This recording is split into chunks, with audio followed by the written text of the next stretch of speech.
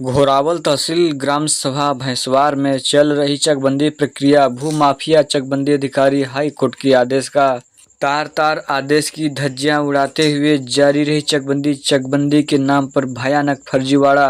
वहीं आपको बता दें, उत्तर प्रदेश के सोनभद्र जिले में घोरावल तहसील के भैंसवार गांव में भूमाफिया 1980 में अधिकारियों की मिली भगत से अपनी खतौनी में अपने खेत का रकबा दर्ज करवा लिया, यानी फर्जी तरीके से डबल खतौनी बनवा लिया है। वहीं भूमाफिया के पास 450 बीघा जमीन कागज में दिख रही है। वह जमीन भौतिक रूप से गांव में ही नहीं है। वहीं भैंसवार गांव के किसान के खेतों में बता डालकर उनके खेत के क्षेत्रफल की कटौती कर दूसरे तरफ कटौती की गई जमीन भूमाफियों के खाते में जोड़ा। किसानों के साथ अन्याय होगा जो इस तरह भूमाफिया एवं अधिकारियों द्वारा अनियमितता एवं फर्जी तरीके से जमीन की लूट पाट का पर्दाफाश ही ग्रामीणों ने विरोध दर्ज किया। 31 जिलाधिकारी की आदेश दिया कि रीसर्वे चकबंदी कराई जाए। 1992 में चकबंदी स्थापित हो गई। इसी तरह दोबारा चकबंदी आई तो हर जीव वाले का पता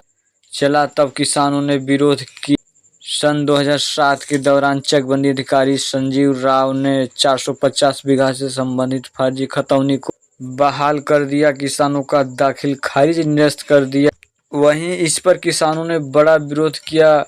बंदोबस्त अधिकारी नितिन चौहान ने चौपाल लगाकर किसानों की समस्याओं पर चर्चा व बात विमर्श करके चकबंदी निरस्त करने की मांग पर सभी किसानों से बातचीत किया और गांव के किसान 80% ऊपर चकबंदी के खिलाफ अपने हस्ताक्षर किए। एक बार फिर बंदोबस्त अधिकारी की अध्यक्षता में चौपाल लगाई गई, जिसमें केवल 80 किसान चकबंदी प्रक्रिया के पक्ष में थे, जबकि 129 किसान चकबंदी निरस्त करने के पक्ष में हैं, हस्ताक्षर किए हैं। वह इसके बाद भूमाफियों ने हाई कोर्ट से डायरेक्शन लिया। हाई कोर्ट ने डायरेक्शन दिया कि अनियमितता ठीक करके 1 साल के भीतर चकबंदी कराई जाए, मगर भूमाफियों के दबाव में अनियमितताओं को ठीक किए बगैर चकबंदी प्रक्रिया फिर से जारी कर दी गई है।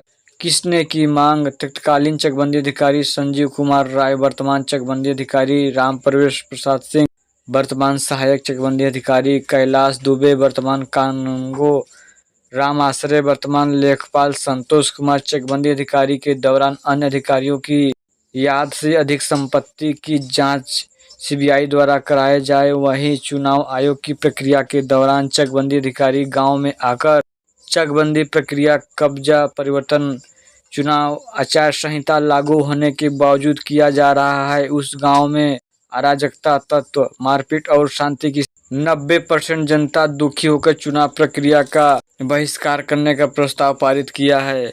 आपका नाम? सितारा। कहाँ के रहने वाली हैं? भैंसवार का। और क्या समस्या चल रहा है? किस समस्या को लेकर खड़े हैं आप लोग यहाँ? समस्या यही है सर कि चकबंदी को कोई आदेश नहीं है और जैसा नपना चाहिए कानून के अथू नहीं नप रहा है, कानून के बेबात नप रहा है। जब वहाँ हम लोग रोकते हैं तो वकील हैं कि क्या है हम लोग तभी नहीं जानते हैं, लेकिन वो मारने के दौड़ जाते हैं, बोलते हैं कि तुम्हारा क्या है, नपेगा, जबरी नपेगा, क्यों नहीं नपेगा। यानी आप अपनी जमीन को रोक रही हैं नापने के लिए? कि हमारी अभी मुकदमा चल रही है, अभी कोर्ट में है, हमारा नहीं नपेगा तो जबरदस्ती लोग कर रहे हैं। हम लोग बोलते हैं तो वो लोग झगड़ा करने के भी तैनात हो रहे हैं। यानी जो चकबंदी चल रहा है इससे संतुष्ट नहीं आप? नहीं, हम लोग संतुष्ट नहीं है। हम लोग को छोटे छोटे बच्चे, हम लोग भी इसी में दम मर रहे हैं। हम लोग की मारने के लिए भी लोग तैयार हैं। बताइए कैसे काम चलेगा? ऐसे चकबंदी होती है? कानून के नियम तो चकबंदी होना चाहिए।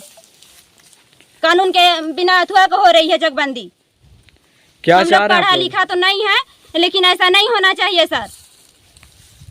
हम लोग की यही चाह है कि अभी चकबंदी नहीं होगी। जब तक हम लोग का नहीं फाइनल होगा चकबंदी नहीं होना चाहिए। यहाँ जंजीर नहीं गिरेगी हम लोग के खेत में, नहीं जंजीर गिरेगी तो इसमें हम लोग का भी लाश गिरेगा, अंडे बच्चे लेकर के। हम लोग भी नहीं जिएंगे इसी जमीन के लिए सर। हम लोग ऐसे हैं, बताइए हम लोग के छोटे छोटे बच्चे मर जाएंगे, हम लोग मर जाएंगे तो हम लोग क्या करेंगे? हम लोग जब से यहाँ पे आए हैं मेरे ससुर भी लड़ते हैं, हम लोग भी लड़ते हैं, ससुर के साथ साथ हम लोग भी मरते हैं उसमें।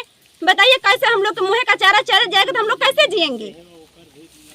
यानी जिम्मेदार बेखौफ पड़े हुए हैं और यहाँ पे किस तरीके से चल रहा है? हाँ सर। कितने जो सरकारी कर्मचारी हैं कितने किस तरीके से क्या कर रहे हैं नहीं समझ पे आ रहा। सर लोग से हम लोग पूछते हैं तो सीधे बोलते हैं तुम लोग से क्या जरूरत है, जैसे हम लोग के नापना हम लोग नापेंगे, तुम लोग से कोई मतलब नहीं, कोई तुम लोग के नहीं समझाएगा, कोई हम लोग से बात भी नहीं करता है। बताइए, ऐसे लगता है?